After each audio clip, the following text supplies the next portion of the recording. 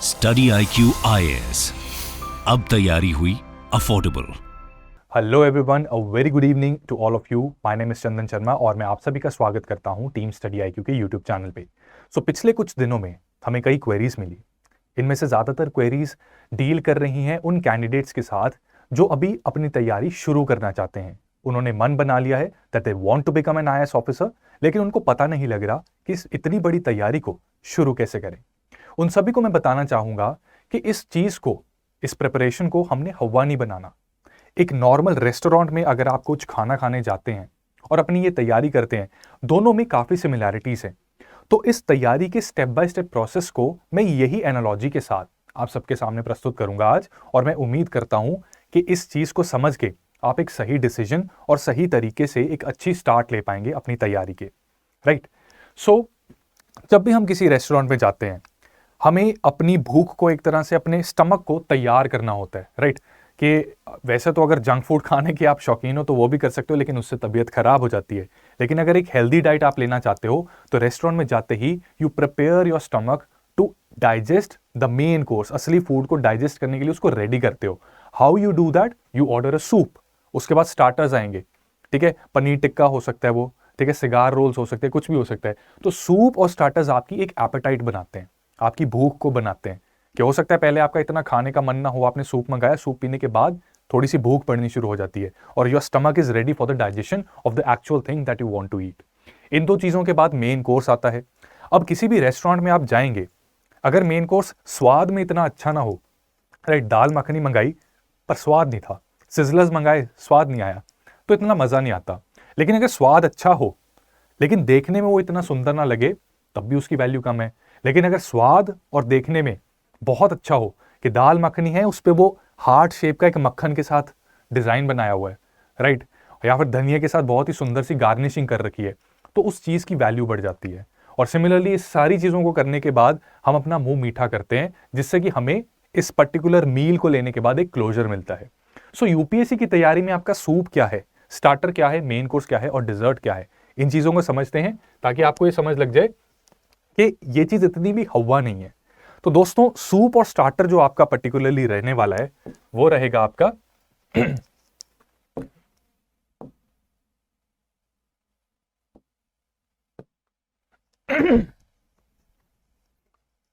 वो रहेगा आपका सिलेबस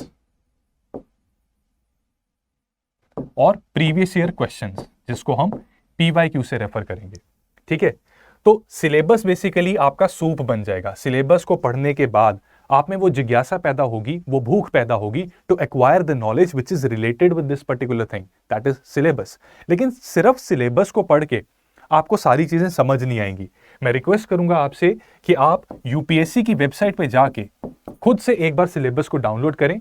अगर आप 2022 के प्रीलिम्स एग्जाम की नोटिफिकेशन को डाउनलोड करेंगे, उस नोटिफिकेशन में you will also find the syllabus. Right, go through that syllabus, but I am sure कि सिलेबस में हर चीज को पढ़ के शायद आप उतने अच्छे से नहीं समझ पाए। कुछ चीजें तो आपको समझ लग जाएंगी, जैसे कि GS1 में हिस्ट्री के सिलेबस में इंडियन नेशनल मूवमेंट है, फ्रीडम स्ट्रगल है, ये आप अपनी NCERTs में भी पढ़ चुके हैं स्कूल टाइम पे। ठीक है, लेकिन सिलेबस की नॉलेज होनी जरूरी है, वहीं से आपका एक बेसिक फाउंडेशन स्टार्ट होगी। सिलेबस को जरूर पढ़ें, इसको इग्नोर ना करें। सिलेबस को पढ़ने के बाद आप प्रीवियस ईयर क्वेश्चंस पे जाएं। To start with you should refer the previous year questions of prelims exam, और इनको रेफर करने के लिए बहुत ज्यादा पीछे जाने की जरूरत नहीं है। शुरुआत में आप पिछले 7 सालों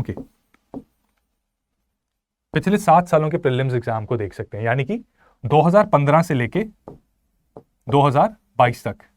अब मैं 2015 क्यों कह रहा हूं, इसका कारण है 2014 में CSAT जो था उसके मार्क्स जुड़ते थे प्रीलिम्स में, लेकिन 2015 में इसको क्वालिफाइंग नेचर का बना दिया और आपके जो भी सिलेक्शन होनी है प्रीलिम्स में वो डिसाइड करता था जनरल स्टडीज। इसलिए 2015 में जनरल स्टडीज के पैटर्न में थोड़ा सा चेंज देखने को मिला, और विद एवरी पासिंग ईयर ये कुछ ना कुछ इवॉल्व होता रहता है। 15 से लेके 22 तक अगर आप रेफर करेंगे previous year questions of prelims exam, so you will get to know कि क्या एक्सपेक्ट करती है यूपीएससी के एक कैंडिडेट को पता होना चाहिए। तो इन दो पर्टिकुलर चीजों की नॉलेज से आपके दिमाग में एक मैप बन जाएगा। अब प्रीवियस ईयर क्वेश्चंस आप ट्राई करिएगा, प्रीलिम्स के खासकर इनको अटेम्प्ट भी करने की कोशिश कीजिएगा। इनमें से कुछ क्वेश्चंस आप अटेम्प्ट कर भी पाएंगे, उससे आपका कॉन्फिडेंस बूस्ट होगा। और जो क्वेश्चंस आप अटेम्प्ट नहीं कर पा रहे, नथिंग टू वरी, थोड़ा सब्र रखिए, उन क्वेश्चंस को मार्क करके रखिए, और जब फिर आप अपनी तैयारी को शुरू करेंगे वापस इन पे आइएगा, at that time you will be able to solve. So syllabus और प्रीवियस ईयर क्वेश्चंस की नॉलेज बहुत ज्यादा जरूरी है यूपीएससी एग्जाम के लिए। प्रीलिम्स के साथ साथ आप मेंस के क्वेश्चंस को भी जरूर रेफर कीजिए। एंड अगेन यहाँ पे आप 2011 से रेफर करना शुरू कर सकते हैं 2022 तक, पर्टिकुलरली अगेन 2015 से 22 तक अगर आप रेफर करेंगे तब भी आपको एक अच्छा आइडिया मिल जाएगा कि मेंस के लिए कितनी नॉलेज चाहिए और किस डेप्थ तक पूछा जा सकता है। राइट, क्वेश्चंस को देख के आपको पता लगेगा कि एक पर्टिकुलर इशू जो है उसकी कौन कौन सी डायमेंशंस इंपॉर्टेंट रहती हैं, क्योंकि हम इंडिया चाइना के बारे में कुछ पढ़ सकते हैं, लेकिन हो सकता है हमारा ध्यान एक जनरल अवेयरनेस के पॉइंट ऑफ व्यू से, सिर्फ जर्नलिस्टिक पॉइंट ऑफ व्यू से हम उस न्यूज को पढ़ लें।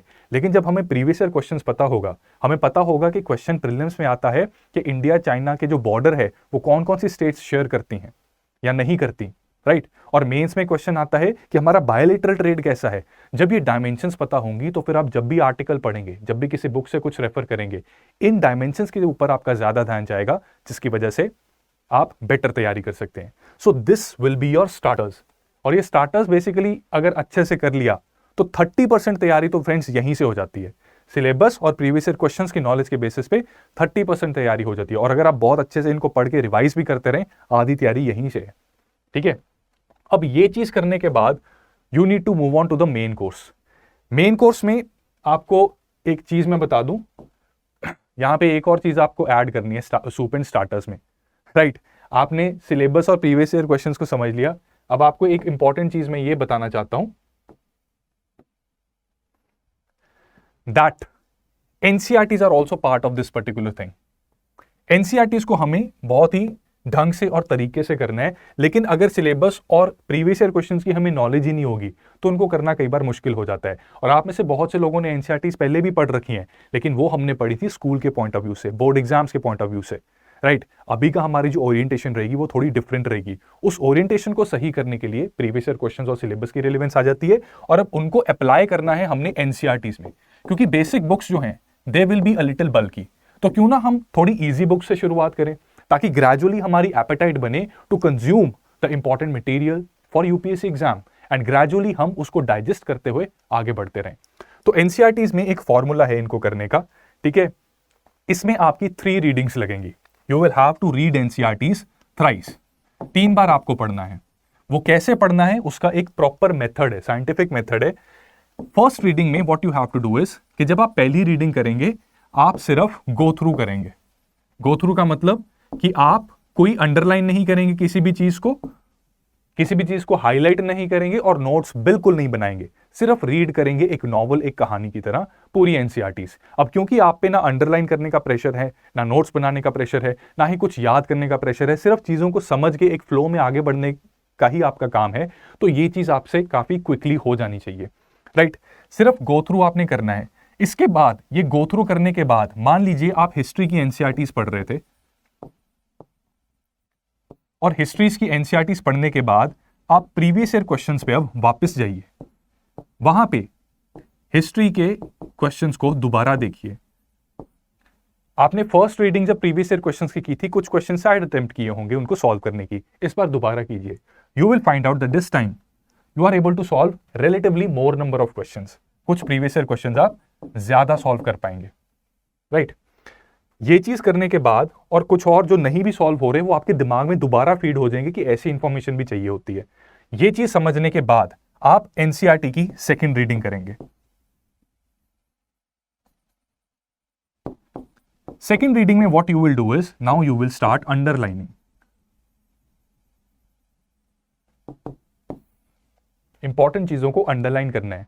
बहुत से बच्चे ये गलती करते हैं कि पहली ही रीडिंग में वो अंडरलाइन करना भी स्टार्ट कर देते हैं, नोट्स बनाने भी स्टार्ट कर देते हैं। ये गलती मैंने भी की। I started my journey with geography NCERTs, right. और ज्योग्राफी में 11th 12th की एनसीईआरटीज जो है वो रिलेटिवली ज्यादा इंपॉर्टेंट होती हैं, और मैंने वहीं से स्टार्ट किया। अब बिना प्रीवियस ईयर क्वेश्चन सिलेबस को रेफर किए बिना when I started geography NCERTs, basically मैं कर क्या रहा था, जो एनसीईआरटी है एज इट इज मैं उसको छापना शुरू हो गया विदाउट गिविंग ए थॉट कि क्या चीज रिलेवेंट है या नहीं है। I was focused on cramming up everything, and many people think कि UPSC is all about cramming up. No, it's not. It's about understanding the things. And understanding जो शुरू होगी वो previous year question और syllabus की understanding से start होगी। तो आपको सेकंड रीडिंग पे अंडरलाइन करना है, क्योंकि यहां पे जब आपने एक रीडिंग कर ली, प्रीवियस ईयर क्वेश्चंस को सेकंड टाइम रेफर कर लिया, तो अब जो आप रीडिंग करोगे यहां पे आपका ध्यान इंपॉर्टेंट चीजों पे जाएगा। And instead of underlining the entire book, you will underline those things which you find important, which you feel important, you find important, right? ये चीज करने के बाद go back to previous year questions again. इससे आपकी एक तो previous year questions की बार बार रिवीजन भी हो रही है राइट एट द स्टार्टिंग, और आप उसको अपने टॉपिक से साथ भी लिंक कर पा रहे हैं।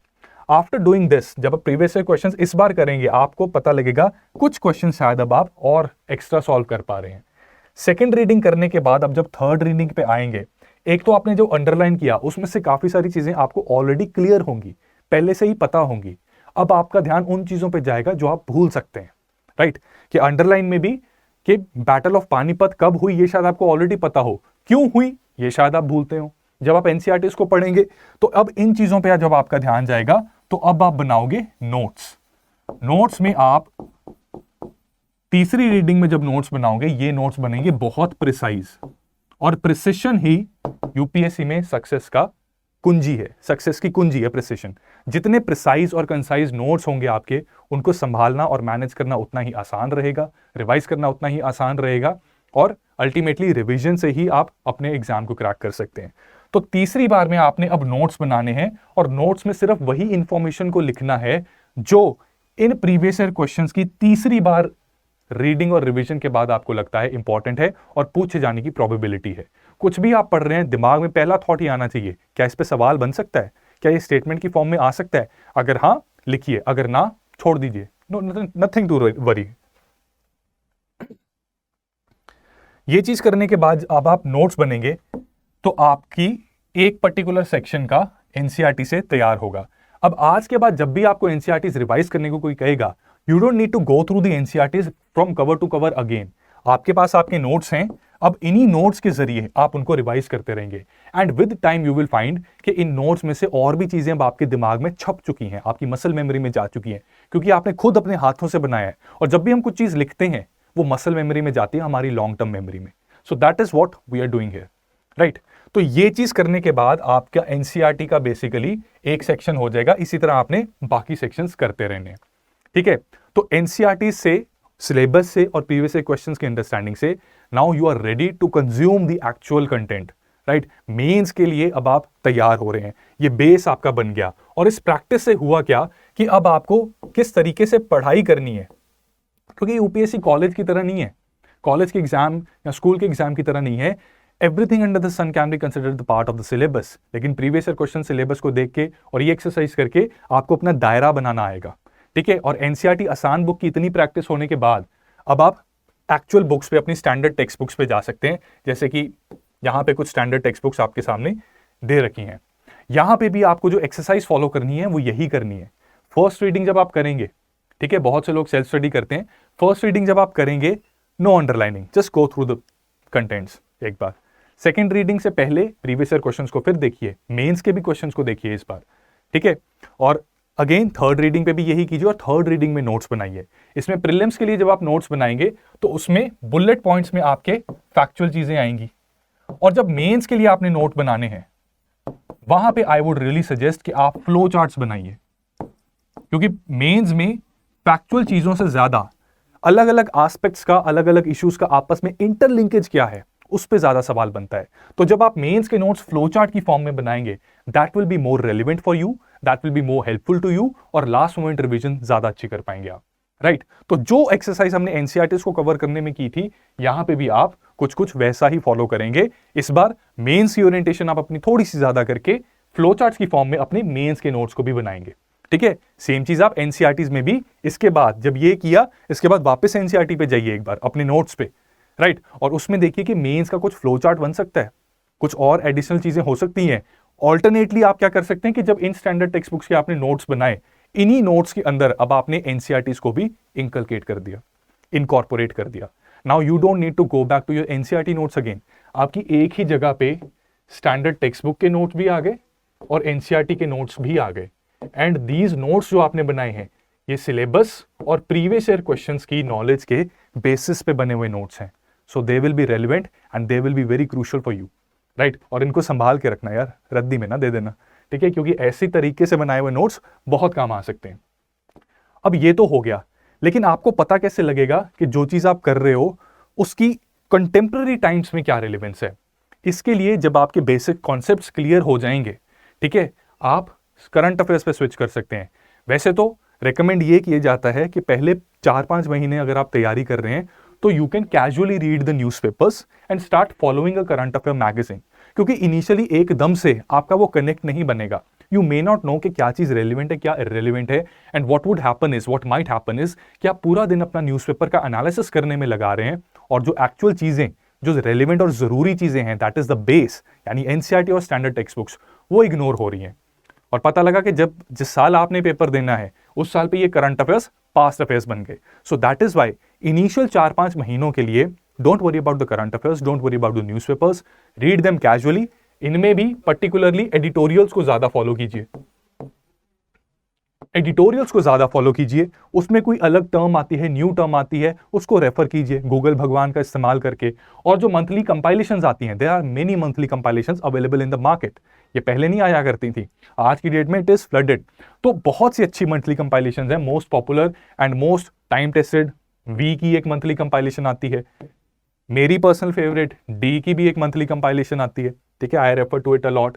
एंड SIQ यानी कि टीम स्टडी IQ की भी मंथली कंपाइलेशन आती है, इक्वली गुड। अब इनमें प्रेजेंटेशन का तरीका बस अलग होता है। ये आपकी पर्सनल चॉइस रहेगी कि आपको कौन सा प्रेजेंटेशन का तरीका अच्छा लगता है, राइट? कि आपको ज्यादा टेक्स्ट की फॉर्म में चीजें ज्यादा अच्छे से समझ लगती हैं, राइट? या थोड़े से फ्लो चार्ट्स भी आपको अच्छे लगते हैं, या फिर आपको कुछ साइड नोट्स या कुछ और चीजें अगर एक्स्ट्रा सेक्शंस हो वो अच्छे लगते हैं, तो आप वो फॉलो कर सकते हैं। लेकिन कोशिश ये करना कि वो कंपाइलेशन फॉलो करना जो कंसाइज्ड हो। ये क्लेम नहीं होना चाहिए, ये ऑब्जेक्टिव नहीं होना चाहिए कि हम एवरीथिंग अंडर द सन करने की कोशिश करें। कोशिश ये होनी चाहिए कि हम सटीक करें लेकिन उसको रिपीटेडली करते रहें ताकि रिवाइज अच्छा रहे, ठीक है? तो एडिटोरियल्स आप फॉलो करने स्टार्ट कर गए हैं और मंथली कंपाइलेशंस आपने रीड करनी शुरू कर दी हैं। कुछ महीने इनको बिना नोट्स बनाए आराम से पढ़िए। 2-3 महीने के बाद, ठीक है, जिन्होंने स्टार्ट किया है, आपको 2-3 महीने हो गए और आप स्टैंडर्ड टेक्स्ट बुक्स के ऊपर और एनसीईआरटीज पे जब आपकी ग्रिप बन गई, now you start making notes. क्योंकि जो मैंने स्टार्टिंग में आपको एक्सरसाइज बनाई थी of reading referring, reading referring, referring what, previous year and syllabus, and reading what, the text, चाहे वो एनसीईआरटी का हो या स्टैंडर्ड टेक्स्ट बुक का। जब ये रिपीटेडली 6-6 बार ये एक्सरसाइज होगी, अब जब आप न्यूज़पेपर्स भी पढ़ेंगे, आपके दिमाग को ये ट्रेनिंग मिल जाएगी कि किस तरीके से आपने यूपीएससी रेलिवेंट कंटेंट निकालना है और अपने नोट्स में इनकॉर्पोरेट करना है। सेम चीज आप यहां भी करेंगे। और क्योंकि ये वैसे ही यूपीएससी के हिसाब से एडजस्टेड होती हैं, they are quite dense in value, right? तो या तो इनके नोट्स बना लो, या फिर इनमें से कुछ देर बाद जब आप रिवाइज करोगे तो बेसिकली आपकी रिवीजन जो है वो होती रहेगी, ठीक है? और इसमें से जो इररिलेवेंट हो गई चीज उसको आप निकाल सकते हैं। Now what is happening is कि आपने क्या करना है कि डेली के डेली जब आप रिवाइज करते हैं या वीकली रिवीजन करते हैं, उसमें इररिलेवेंट चीज जो है वो आप काटते रहेंगे, ताकि जो आपकी करंट अफेयर की कंपाइलेशन और नोट्स हैं वो और ज्यादा कंडेंस होते रहें, ताकि लास्ट मोमेंट की रिवीजन आपके लिए आसान रहे, right? So this is the thing. तो जो स्टैंडर्ड टेक्स्ट बुक आपने की, उसके जरिए आपको मिला टेस्ट अपने आंसर राइटिंग में, अपने प्रीलिम्स के क्वेश्चन में। जो करंट अफेयर की नॉलेज आपकी होगी वो बनेगी आपकी गार्निश। एक्स्ट्रा धनिया होता है ना, जो जिसकी वैल्यू होती है, वो एक्स्ट्रा पेरी पेरी सॉस, वो मैकडी का आता है, वो पीरी पीरी से डालते हैं, एक्स्ट्रा 25 रुपीज हमसे चार्ज करते हैं। This will be that. और खाने वाले को यानी यूपीएससी एग्जामिनर को इसमें मजा आएगा। So this is what you can follow. After this what is important is the dessert, and that dessert is my friend tests. हम कई बार पढ़ते रहते हैं, ये कर रहे हैं, वो कर रहे हैं, नोट्स बना रहे हैं, लेकिन अंदर से सेटिस्फैक्शन नहीं मिलती। वो सेटिस्फैक्शन जब खाना भी खाते हैं ना, वो एक गुलाब जामुन आता है ना प्यारा सा, तब सेटिस्फैक्शन मिलती है। वो आइसक्रीम आती है ना वो सॉस के साथ गर्मियों में, तब वो सेटिस्फैक्शन मिलती है। तो जब टेस्ट आप दोगे, you will get to know कि जो आप पढ़ रहे हो उसकी रेलिवेंस है, क्वेश्चंस आप सॉल्व कर पा रहे हो, टेस्ट सॉल्व हो रहे हैं, अच्छे मार्क्स आ रहे हैं। और अगर टेस्ट में अच्छे मार्क्स नहीं आ रहे, व्हाट यू कैन डू, आपको पता लग सकता है कि कुछ ना कुछ आप गलत कर रहे थे, कोर्स करेक्शन कर सकते हैं आप, ठीक है? व्हाट विल हैपन, टेस्ट से कोर्स करेक्शन, ठीक है? प्रीलिम्स का भी टेस्ट देना है, मेंस के भी देने हैं, तो आपको ग्रेजुअली ये सब पता लगता रहेगा। तो बेसिकली जर्नी ब्रॉड ओवरव्यू अगर मैं आपको दूं तो इस तरीके की रहेगी। अगर इसको ढंग से कर लिया तो पहली अटेम्प्ट में प्रीलिम्स, मेंस एंड इंटरव्यू को क्रैक करना कुछ मुश्किल नहीं है। लेकिन अक्सर ये होता है कि जैसे जैसे वेरिएबल्स ज्यादा होने स्टार्ट हो जाते हैं, हमारे वेरिएबल्स कैसे बढ़े, ठीक है, सबसे पहले तो प्रीवियस ईयर और सिलेबस ही था, फिर एनसीईआरटी आ गई, फिर स्टैंडर्ड टेक्स्ट बुक आ गई, और एक नहीं सभी सब्जेक्ट्स की, उसके बाद टेस्ट भी आ गए, न्यूज़पेपर्स आ गए, मंथली कंपाइलेशंस आ गई, तो ये वेरिएबल्स बढ़ना स्टार्ट हो गए। अब जब ये वेरिएबल्स बढ़ते हैं तो जितनी आसानी से मैंने आपको ये सारी चीजें समझाई हैं वो उतनी आसानी से हो नहीं पाती। It's easier said than done. जब करते हैं ना तो कुछ ना कुछ प्रॉब्लम्स आ जाती हैं, राइट। कई बार एनसीईआरटी ही नहीं समझ लगती, कई बार सारा कुछ करने के बाद टेस्ट में स्कोर नहीं अच्छा आ रहा होता, टेस्ट में कुछ ट्रिक्स भी सीखनी होती हैं, वो पढ़ के नहीं, वो टेस्ट करके समझ लगती हैं। तो ये कई चीजें आनी स्टार्ट हो जाती हैं और अक्सर हमें फील होता है कि हमें काश कोई गाइड करने वाला हो। हम अपना राइट एफर्ट राइट प्लेस पे नहीं डालते। कई बार हमें कोई टॉपिक पसंद आ जाता है, हम अपना सारा जोर उसी टॉपिक पे लगा देंगे। फॉर एग्जाम्पल हिस्ट्री अगर मुझे पसंद है, मैं पूरा जोर अपना हिस्ट्री पे लगा दूं और ज्योग्राफी और बाकी सब्जेक्ट्स को इग्नोर कर दूं, what will happen? It will not make me an IAS officer. वो सिर्फ मेरा एक सब्जेक्ट स्ट्रांग हो रहा है, लेकिन आईएएस ऑफिसर बनने के लिए, यूपीएससी क्रैक करने के लिए, your all subject should be at equal podium. So knowing कि अपनी लड़ाई कैसे लड़नी है, आपकी लड़ाई कहां है, ठीक है, where you have to put more efforts, वो कोई बताने वाला अगर हो या आपको विद एक्सपीरियंस ये चीज आए, उसका भी फायदा लेना चाहिए, राइट, कोई होना चाहिए। फिर हो सकता है आप नोट्स बनाने में उतने अच्छे ना हो, आप अपनी तरफ से तो कोशिश कर रहे हैं, आपको लग भी रहा है कि नोट्स में बहुत अच्छे बना रहा हूं, लेकिन एग्जाम जब आया तब पता लगा कि ये नोट्स तो मैनेजेबल ही नहीं है, इससे बड़ी ग्रेवयार्ड हो ही नहीं सकती, हुई खाई नहीं हो सकती, ठीक है। तो नोट्स बनाने में हो सकता है कईयों को प्रॉब्लम आए। टाइमली कंप्लीशन, हो सकता है आप में से कुछ लोग उतने डिसिप्लिन को ना फॉलो कर पाते हो या थोड़ा सा लर्न करने में स्लो हो। हर किसी की अपनी अपनी स्पीड होती है। Even I was very slow when I started this preparation, right. तो अगर आपकी स्पीड अच्छी है या कोई गाइड करने वाला है आपको, एक पर्सनलाइज टाइम टेबल बनाने वाला, राइट, आपके हिसाब से, आपकी कैपेबिलिटीज के हिसाब से टाइम टेबल वो बनाने वाला, तो यहां पे भी आपको फायदा मिल सकता है। और एक और चीज होती है कि बिना पिछला रिवाइज किए, पंजाबी में एक कहावत कहते हैं, अग्गा दौड़ ते पिछा छोड़। इसका मतलब होता है कि पीछे जो आपने किया you are not revising that, you are not looking at it again, लेकिन आगे भागते जा रहे हो। ये भी प्रॉब्लम बनती है लास्ट मोमेंट पे, ठीक है। तो अगर हमें कोई गाइड नहीं करता तो हमें अगर मेंटरशिप मिल जाए तो उसका हमें फायदा मिल सकता है, ठीक है। ये मेंटरशिप अगर हमें कोई सिलेक्टेड ऑफिसर्स या रिटायर्ड ऑफिसर्स दे पाए, इससे भी हमें फायदा मिल सकता है। कोई ऐसी टीम हो जो हमें बता सके कि सही इंपॉर्टेंट टॉपिक्स कौन से हैं, ठीक है। ये चीजें कई बार क्लासेस में पता लग जाती हैं कि कौन सा टॉपिक इंपॉर्टेंट है। फ्रीडम स्ट्रगल में क्विट इंडिया मूवमेंट, लास्ट के जो 1940 से लेकर 47 तक की ईयर्स हैं, दे आर मोर इंपॉर्टेंट।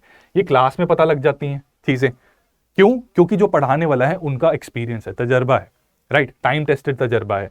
फिर नोट मेकिंग नहीं है तो अगर हमें ही कोई हैंड रिटन नोट्स बना के दे दे, उससे भी हमारा काम आसान हो सकता है। करने को आप खुद भी कर सकते हैं, लेकिन अगर किसी चीज से आपका काम आसान हो रहा है, so why not do that. और आपका पर्सनलाइज, आपकी कैपेबिलिटीज के हिसाब से अगर टाइम टेबल बन रहा है तो even that will be beneficial to you. And daily test या एक सेक्शन के कंप्लीट होने के बाद उसका प्रॉपर टेस्ट हो, मेंस की ओरिएंटेशन के साथ, प्री की ओरिएंटेशन के साथ, इवन दैट इज बेनिफिशियल। तो फ्रेंड्स देखो, खुद से तैयारी अगर करनी है, I have told you the तरीका कि किस तरीके से आप इसको कर सकते हैं। लेकिन ये सारी प्रॉब्लम्स को सॉल्व करने के लिए ये जो सारे सोल्यूशंस हैं, ये आपको मिल सकते हैं टीम स्टडी IQ के अलग अलग कोर्सेज में। इस वक्त हम 30 दिसंबर से दोपहर 12 बजे स्टार्ट कर रहे हैं NCERT का सेकंड बैच, और ये पर्टिकुलर कोर्स आप सुपर डिस्काउंटेड ऑफर पे 1500 रुपए में खरीद सकते हैं by using this particular code, ठीक है। इससे ज्यादा नीचे प्राइस नहीं होगा और आने वाले टाइम में the prices will increase. So if you have decided to become an IAS officer, you can start your journey by enrolling in this particular course. आपका बेस काफी स्ट्रांग हो जाएगा।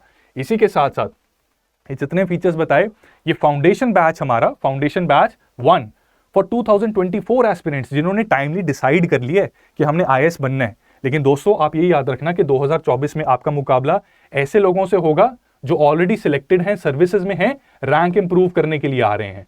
दूसरे वो लोग हैं जो 2-3 बार मेंस दे चुके हैं, इंटरव्यू अब क्रैक करके ऑफिसर बनना चाहते हैं। तीसरे वो लोग हैं कि जिन्होंने प्री तो शायद अभी क्रैक नहीं किया, लेकिन वो 3-4 साल से प्रिपेयर कर रहे हैं। ये इतना बड़ा गैप आपको कवर करना है। सो अगर आपने 2024 को डिसाइड कर लिया, इट्स रियली इंपॉर्टेंट कि आप टाइमली अपनी तैयारी को लेकर सीरियस भी हो जाएं।